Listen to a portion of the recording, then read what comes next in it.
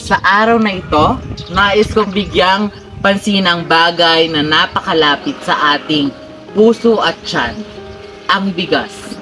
Ang bigas na hindi lang basta pagkain kundi isa ring simbolo ng ating kultura, kasaysayan at pagkakaisa bilang isang bansa.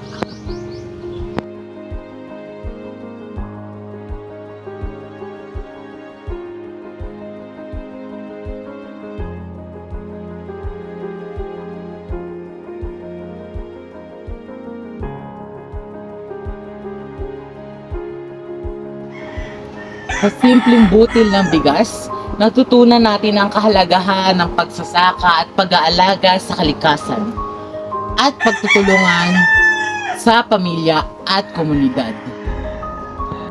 Sa pagmamahal natin sa bigas, dapat nating unawain ang bawat hakbang na ginagawa mula sa sakahan hanggang sa hapagkainan.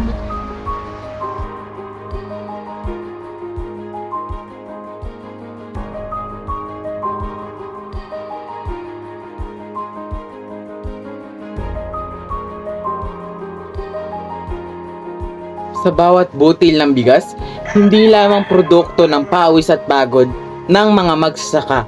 Ito rin ang bunga ng pangangalaga at respeto sa kalikasan. Sa bawat linya ng buhay ng bigas, makikita natin ang sipag, tiyaga at dedikasyon ng mga taong nasa likod ng pagkakaroon natin ng sapat at masustansyang pagkain.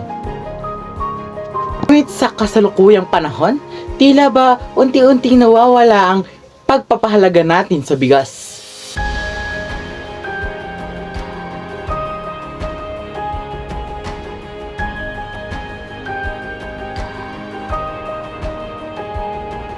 Sa huli, tandaan natin ang pagmamahal sa bigas na hindi lamang tungkol sa pagkain nito, kundi pati na rin sa pagpapahalaga sa bawat aspeto ng ating buhay na may kaugnayan dito. Sa bawat haplos ng hangin sa palayan, sa bawat pag-ulan na bumabaksak, at sa bawat butil ng bigas na ating kinakain, nararamdaman natin ang buhay at kahalagahan ng bawat Pilipino. Ipagpatuloy natin ang pagmamahal sa bigas sa pagmamagitan ng pagpapahalaga sa mga magsasaka, pangangalagaan sa kalikasan at pagtutulungan bilang isang komunidad.